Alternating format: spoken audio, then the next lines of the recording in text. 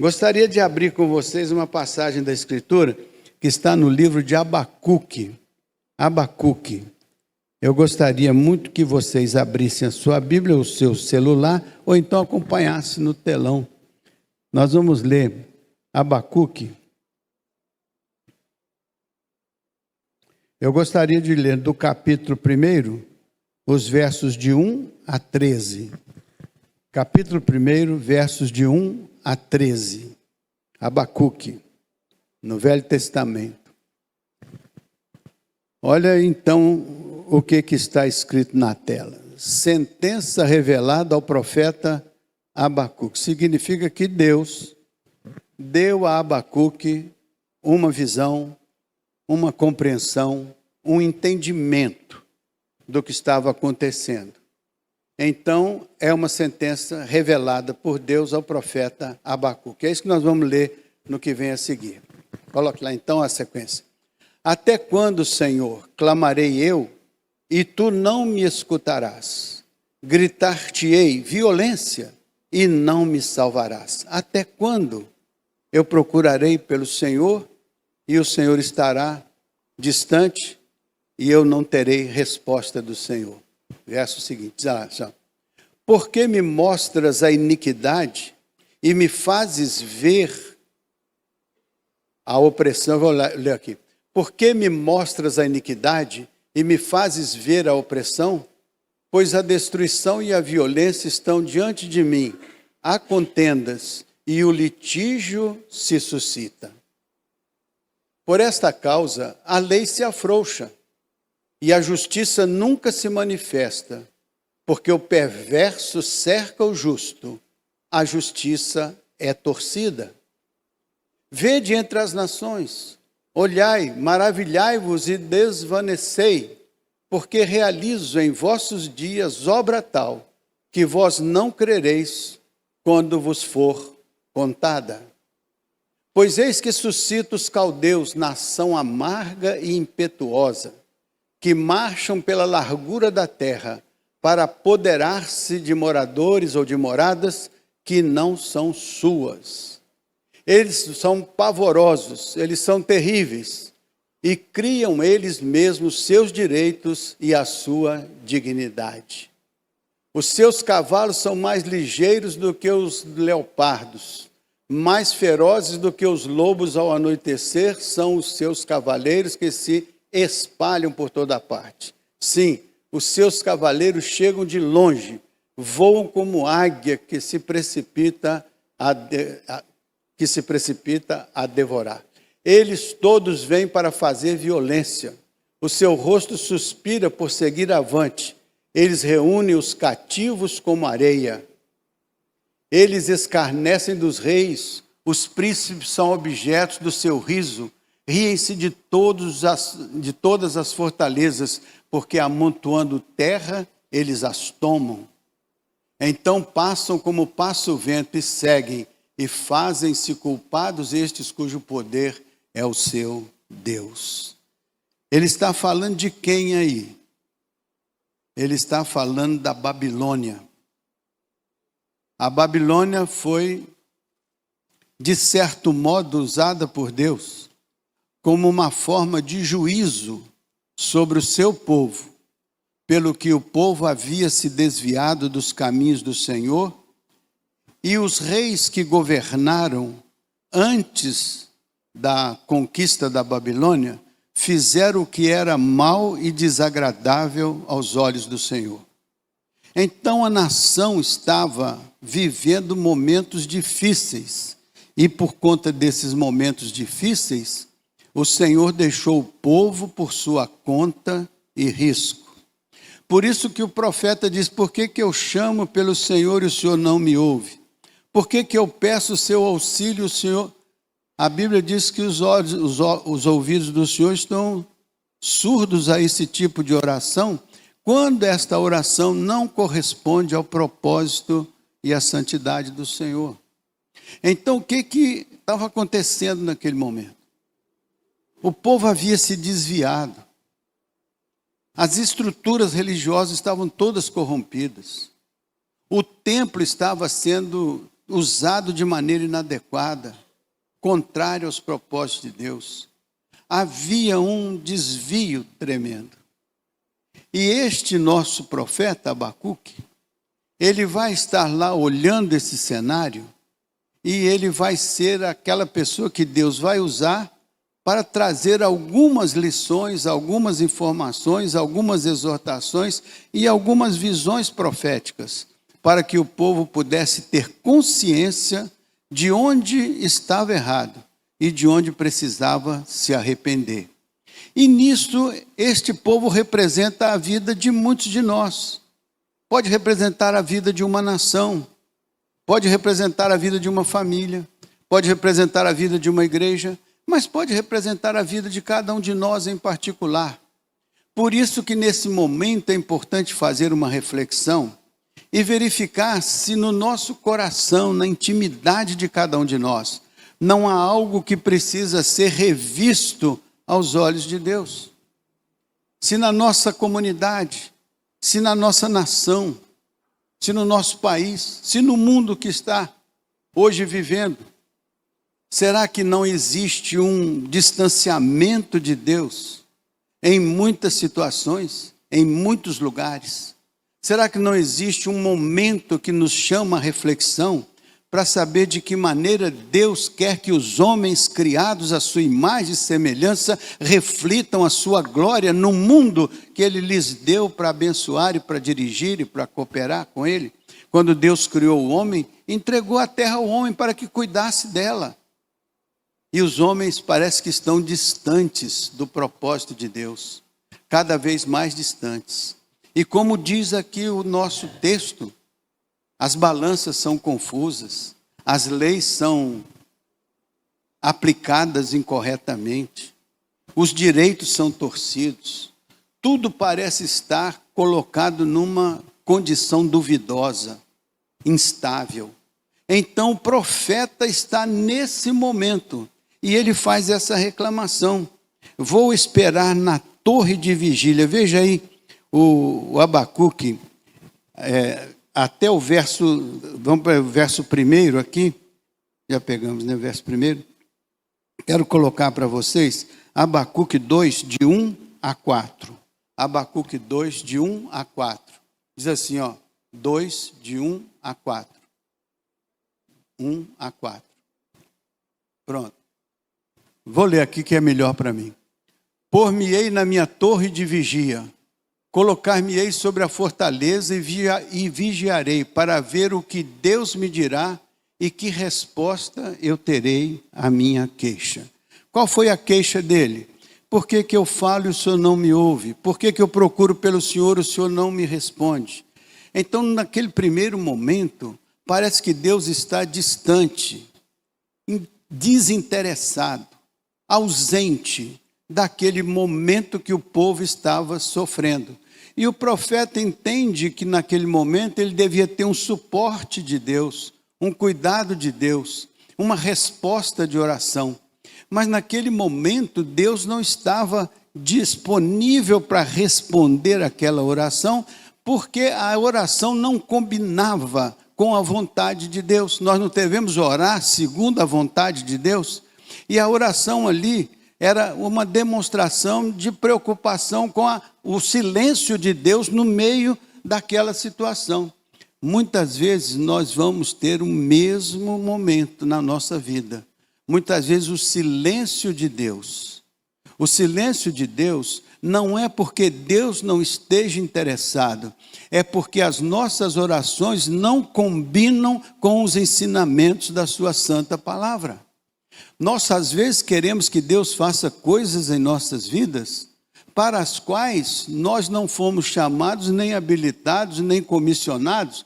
Então, é como se nós quiséssemos que Deus viesse fazer a nossa vontade ou viesse fazer algo por nós, que nós gostaríamos que fosse feito. E, às vezes, nós não temos a sensibilidade para perceber que aquilo que nós queremos para nós não é o que Deus propôs quando nos criou a sua imagem e conforme a sua semelhança. Às vezes tem uma distância entre o que nós pensamos de nós mesmos, entre o que nós fazemos e entre o que Deus nos designou a fazer, entre o propósito de Deus para nós. Então, naquele momento, o profeta estava ali e ele disse: eu vou ficar na minha torre de vigília. Ou seja, eu vou ficar em um lugar, em uma posição, vou me posicionar, e eu já vi que falei com o Senhor não me respondeu, e eu sei que o cenário é totalmente adverso ao propósito de Deus, e eu vou então observar como que Deus vai agir com esse povo. E aí começa a história, quando Deus começa a falar com Abacuque. Veja o verso 2 só. O Senhor me respondeu e disse. Abacuque estava lá na torre de vigília, para ver o que Deus iria falar com ele, para ver o que Deus ia fazer. Quantas vezes você vai ficar na torre de vigília esperando uma resposta de Deus? Esperando a manifestação de Deus? Eu queria te dar uma sugestão bíblica. Quando você estiver na sua torre de vigília, no seu lugar de observação, tenha a certeza de que o seu coração está inteiro perante o Senhor, que o seu coração está íntegro na presença de Deus, e tenha certeza de que o cenário dentro do qual você vive, você o entende, você o compreende, para que você possa conversar com Deus de maneira clara, de maneira transparente, de maneira verdadeira, a fim de que Deus e você possam construir um diálogo inteligente, um diálogo restaurador, um diálogo de cura, um diálogo de transformação. Mas é preciso que você entenda o seu redor, a sua vida, o seu cenário, o seu contexto, e para que você se entenda dentro deste contexto como alguém que ora e pede a presença de Deus. Mas se você entendeu que aquele cenário é hostil e você se separou para uma torre de vigília, onde você vai estar em vigília, orando ao Senhor, pedindo a Ele que te ajude a entender o processo e a participar do processo como um instrumento da parte dEle. Tem um filme muito bonito intitulado O Quarto de Guerra. Não sei quando já ouviram esse filme, Quarto de Guerra. É um espaço onde uma senhorinha, ela trazia para dentro desse quarto todas as lutas que as suas pessoas amigas tinham e diziam para ela, compartilhavam com ela. E ela tinha ali naquele quarto nomes, bilhetes, fotografias de todo mundo pelas quais pessoas ela orava e intercedia. E ela denominou aquele quarto de guerra, porque ali ela batalhava com o Senhor pela solução dos diversos problemas que as pessoas enfrentavam. Então, esse quarto de guerra era para essa senhora a sua torre de vigília. Onde é a sua torre de vigília? Onde é o lugar onde você se recolhe para batalhar com o Senhor, pela superação de algo, pela luta que você trava, para que Deus, usando a sua batalha, a sua luta, a sua oração, possa gerar transformação. Porque a Bíblia diz que quando nós oramos, e quando nós oramos segundo a vontade de Deus, e quando oramos pela liderança do Espírito, a nossa oração é eficaz e ela tem resultados práticos naquilo para o que ela foi realizada, idealizada. Então, todos nós devemos escolher uma torre de vigília, onde a gente possa, ao longo da vida, ter aquele recolhimento e dizer, neste espaço, nesta circunstância, nesse momento, eu sei onde eu posso estar, aguardando a manifestação do Senhor. Se lembra um dia que o salmista estava no fundo do poço? Ele diz assim, esperei com paciência pelo Senhor, e Ele se inclinou para mim, e ouviu o meu clamor, e tirou-me do fundo do poço, e firmou os meus pés sobre a rocha, e colocou uma canção nos meus lábios, tirou a lágrima dos meus olhos, e firmou os meus pés sobre a rocha, e me deu uma libertação, uma transformação. Qual a razão pela qual ele estava no fundo do poço.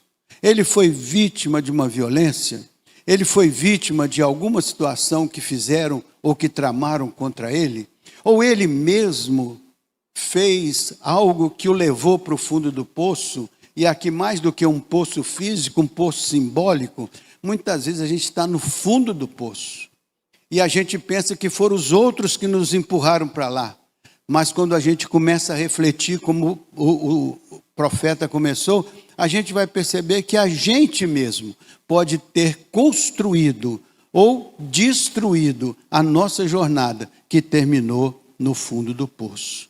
Então nós precisamos dessa sensibilidade. Para isso é preciso ter, como o profeta teve, uma torre de vigília, para conversar com o Senhor e para entender o cenário. Entenda o seu cenário, entenda o que está à sua volta, entenda de que modo você está inserido no contexto, entenda se algo está acontecendo que depende de uma transformação da sua vida ou que alguns precisam ser transformados. Então você vai ter no seu lugar de vigília um momento de luta com o Senhor, orando, intercedendo para que haja algo diferente, transformador, que glorifique o nome do Senhor. Certo assim? Então, o profeta estava lá na sua torre de vigília. E o que acontece então? Vou esperar na torre até ver o que Deus vai fazer. Então, significa que eu tenho esperança de que Deus, que está silente agora, amanhã Ele estará fazendo algo diferente. Porque eu estou aqui na condição de alguém que está fazendo algo que espera pelo Senhor. Estou orando, estou lutando, estou batalhando, estou intercedendo, estou querendo ver a graça de Deus se manifestar. Então, enquanto você está na sua torre de vigília, você não está estático, você não está desanimado ou desesperançado, você está no seu lugar de combate, na expectativa de que Deus use a sua vida e algo diferente aconteça, algo especial aconteça, porque o lugar em que ele se colocou é para ver o que Deus ia fazer e não para ver o que Deus não ia fazer. Ele não chegou ali desanimado, ele chegou ali sabendo que Deus tinha algo e um momento e um tempo. Ele disse: eu vou esperar. Isso significa a capacidade de você aguardar o tempo de Deus, mas significa que você se posiciona na expectativa de que Deus vai fazer algo transformador, modificador, inspirador. Então, não abandone a ideia de que você vai estar na sua torre de vigília, mas você está na expectativa de que Deus possa fazer algo diferente e transformador, não só na sua vida, mas naquilo que está ao seu redor e pelo que você precisa. Mas eu não posso, nem sei como fazer. Por exemplo, eu preciso orar pela minha nação. Eu não sei, eu acho que sou tão pequeno. Não importa o seu tamanho, importa o tamanho do Deus a quem você está se dirigindo. E Ele é o Senhor de toda a glória. A Bíblia que diz: o Senhor é a terra, a sua plenitude, o mundo e aqueles que nele habitam. Então nossa oração é em relação a um Deus que é proprietário de todo o universo. Significa que do Senhor é a prata, é o ouro, do Senhor somos nós. Então a nossa oração é para entender com o Senhor de que maneira nós podemos influir na solução de problemas complexos. Quando não somos um exército, nem temos uma batalha física, mas como que podemos fazer diferença na história dos povos? Como que podemos fazer diferença na nossa família? Como que podemos fazer diferença na nossa igreja? Como que podemos fazer diferença no nosso país? A Bíblia diz: orai pela cidade, pela paz da cidade, porque na paz da cidade vocês terão paz. Ore então sabendo que a sua oração vai transformar, vai realizar algo especial, e esse algo especial volta como fruto da sua guerra, da sua luta, da sua batalha, porque quando Deus coloca a boa mão dele, transformações ocorrem, e nós temos que acreditar nisso, porque senão nós seremos crentes teóricos, acadêmicos, doutrinários. mas sem experiência com o Senhor, no sentido de ver aquilo que a gente crê na nossa inteligência e na nossa mente, sendo praticado e visto o resultado na vida das pessoas e na nossa própria vida. É quando Deus fala conosco, é quando Deus está presente para dar sustentação às nossas orações. Então, primeiro ponto, escolha uma torre de vigília. Se posicione lá, com esperança. E com uma outra coisa, com fé, com a crença de que Deus vai abençoar e vai fazer algo especial. Eu até anotei aqui Hebreus capítulo 10, verso 38. Olha o que esse texto diz. Hebreus 10, 38. Veja só. Hebreus 10, 38. Olha só. Por aqui, ó. Todavia, o meu justo viverá pela fé. E se retroceder, nele não se compraz a minha alma. O que Deus está falando? O meu justo vai viver, mas se retroceder, se voltar atrás, se abandonar a torre de vigília, a minha alma não tem prazer nele.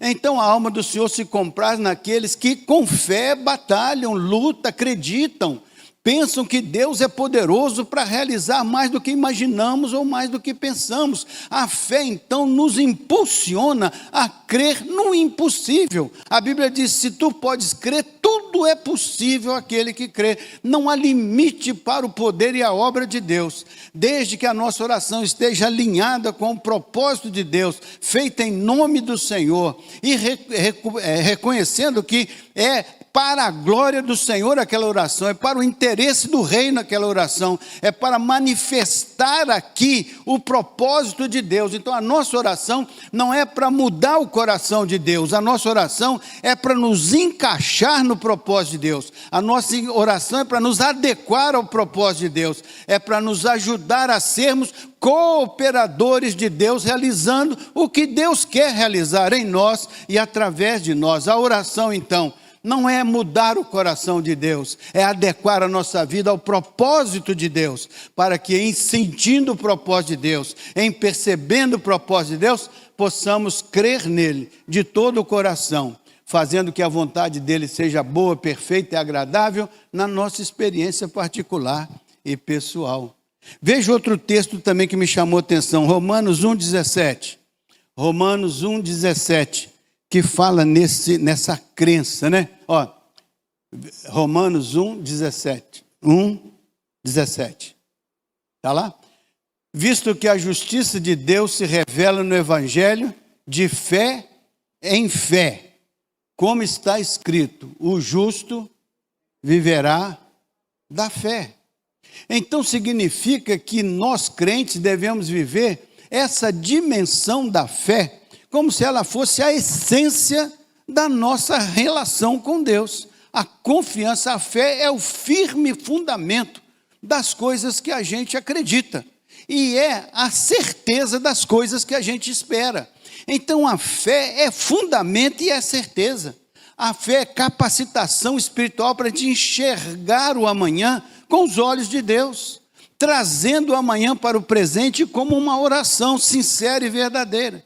Um dia, Eliseu estava com o seu jovem, tinha um exército que ia invadir o seu território, e o jovem, então, ficou preocupado e desesperado por causa do exército grandioso.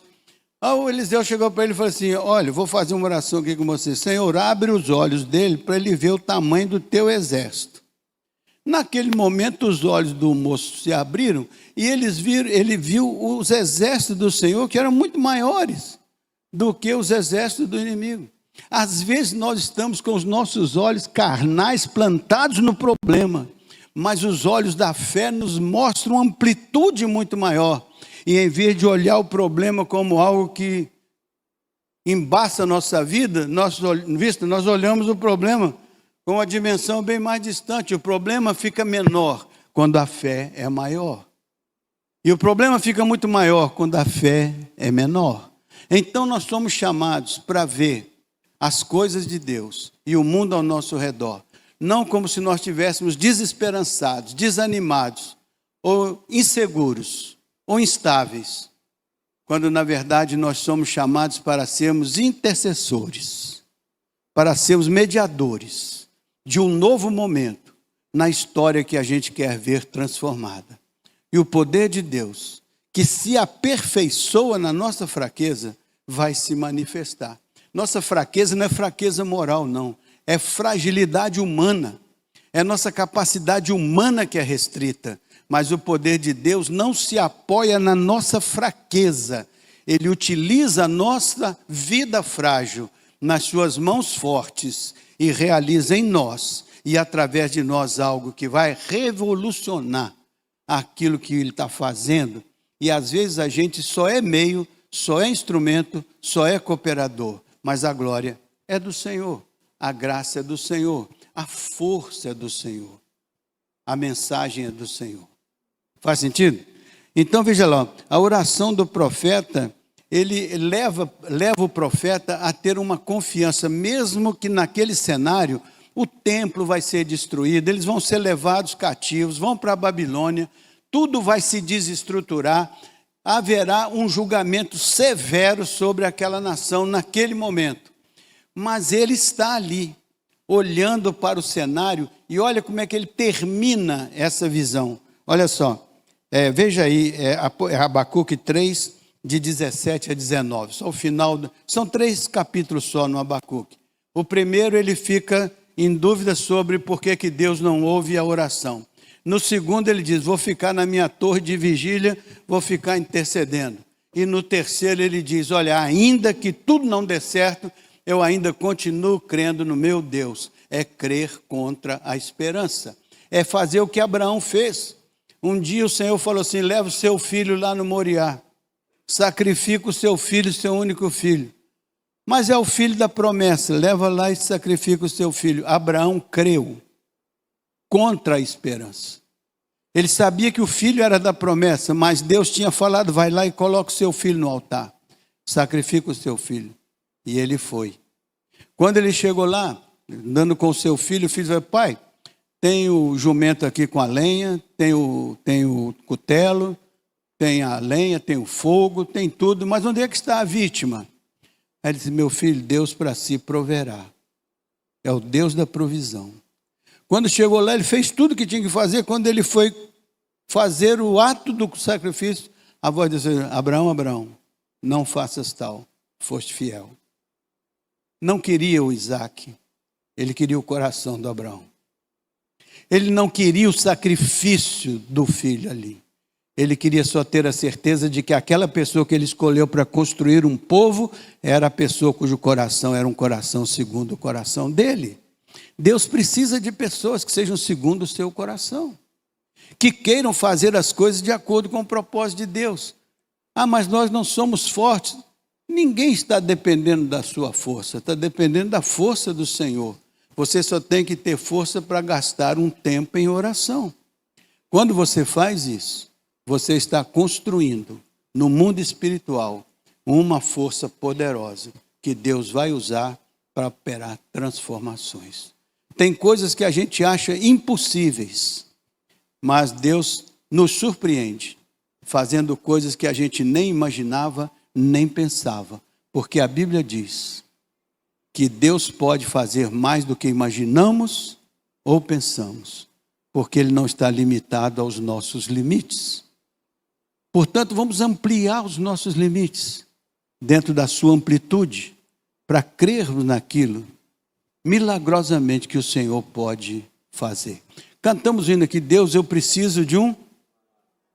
Então, se eu tenho convicção de que Deus pode fazer algo especial na minha vida, então eu me coloco no altar, me coloco nas mãos dele, e creio que algo vai acontecer. E que seja o que acontecer, que seja para a glória do Senhor. Jesus uma vez fez uma oração, ele estava no Getsemane. Ele fez uma oração. Pai, se é possível, passa de mim esse cálice. Contudo, não seja feito como eu quero, mas como tu. Essa oração de Jesus foi respondida? Foi. Ele disse assim, se é possível, passa de mim esse. Era o que ele queria. Mas esse, contudo, seja feito conforme a tua. Essa é a oração do Senhor. Essa é a oração que diz: Senhor, eu quero isso. Mas se não é isso que é o teu propósito, me adequa ao teu propósito. Me coloca na dimensão do teu propósito. Instala em mim o teu propósito e move a minha vida na direção do teu propósito. Porque eu quero ser um instrumento nas tuas mãos. Quero ser um canal de bênçãos. Quero ser uma vida que possa ser utilizada pelo Senhor. Você viu na Bíblia quando diz assim: Deus estava em Cristo fazendo o quê? Reconciliando consigo o mundo. E pôs em nós a palavra da reconciliação. Então a mesma ação de Deus sobre o seu Filho é a oração dele sobre nós. É tão verdade que Jesus disse: assim como o Pai me enviou, eu vos envio a vós. Então significa que é uma ação do Pai no Filho, uma ação do Filho em nós. Nós somos instrumentos de Deus. E se crermos nisso, e se fizermos da nossa vida uma vida de oração intercessória, uma vida de oração transformacional e intencional, Deus vai usar isso que Ele nos mandou fazer. E assim Ele vai glorificar o nome dEle na nossa experiência pessoal e particular. Então, veja só o verso que nós estamos seguindo lá. Abacuque: ainda que a figueira não floresça. Olha o que ele está fazendo. Tem todo um caos à frente, tem toda uma situação adversa. Ele falou com Deus, Deus não deu a resposta que ele queria. Ele ficou na torre de vigília, esperando acontecer o momento de Deus, o tempo de Deus, o agir de Deus. E ele disse assim: ainda que a figueira não floresça. Na verdade, ele está dizendo: eu estou aqui e estou vendo um cenário difícil. Mas ainda que nesse cenário difícil a figueira não floresça, ainda que não haja fruto na videira, ainda que o produto da oliveira minta, ainda que os campos não produzam mantimento, ainda que as ovelhas sejam arrebatadas do aprisco e nos currais não haja gado, todavia eu me alegro no Senhor e exalto no Deus da minha saúde. Você é capaz de fazer uma oração dessa? Só é possível fazer uma oração dessa se a gente tiver absoluta convicção de que qualquer coisa no nosso cenário, ela está nas mãos do Senhor e sob os cuidados do Senhor. Eles foram para a Babilônia. Eles ficaram lá um bom tempo. Mas eles voltaram da Babilônia. Eles recuperaram a sua casa. Eles recuperaram o seu templo. Eles recuperaram. Porque lá eles também passaram por experiências transformacionais. Uma vez eles estavam sentados junto aos rios da Babilônia. Tem um salmo.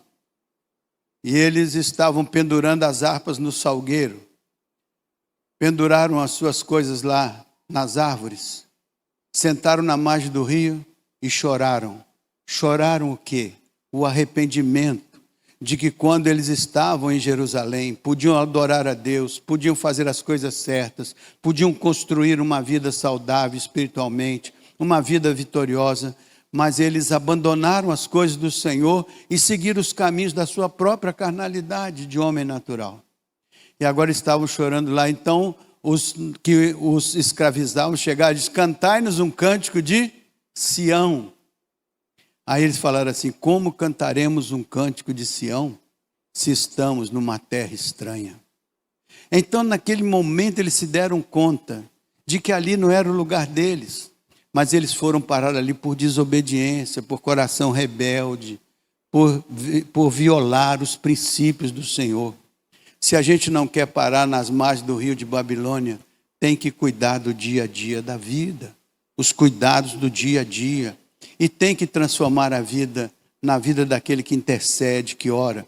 E não ore só pelos outros, ore por você mesmo, por cada um de nós tem que orar por nós mesmos, para que Deus nos abençoe, nos dê um coração puro, uma mente abençoada, para que juntos possamos construir, em nome do Senhor, um mundo abençoado, né?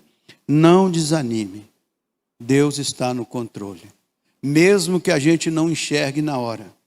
Isso pode ser o tema dessa mensagem. Não desanime, Deus está no controle, mesmo que você não enxergue, mesmo que você não saiba, mesmo que você não perceba. Permaneça na sua torre de vigília, insista em oração, Acredite que Deus está acima e além das circunstâncias. A Bíblia diz que a tudo quanto quer, Ele inclina. Então Deus tem a capacidade de trabalhar com o coração do homem, inclinar o coração do homem ao que Ele quer. Deus pode fazer tantas coisas e às vezes Ele não faz, porque ainda não chegou o tempo.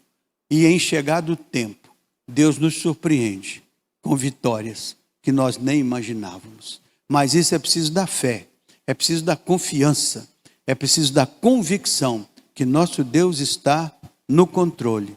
Mesmo que a gente não consiga ver todas as partes do caminho, Ele está no controle. Ele está andando passo a passo. E Ele nos pediu que o seguíssemos. E se nós o seguirmos, o caminho nunca será um caminho estranho ou inóspito para nós, porque o Senhor terá caminhado nele antes de nós. Se formos seguidores, Ele caminhará antes de nós o caminho. Amém, meus irmãos? Faz sentido? Então, fique na sua torre de vigília se você está passando um aperreio grande. Se você está vivendo uma situação de insegurança ou intranquilidade. Se algo está na sua vida precisando ser colocado diante do Senhor, coloque. Ajude o seu irmão que está precisando, também ajude em oração. Some com outro. Faça a oração se tornar uma bênção na sua vida, na vida da sua igreja, da sua família. Faça a palavra de Deus se tornar viva e eficaz no seu coração. Faça que os dias futuros sejam dias onde você vai exercer a sua influência espiritual, orando para que a glória de Deus se manifeste. Amém?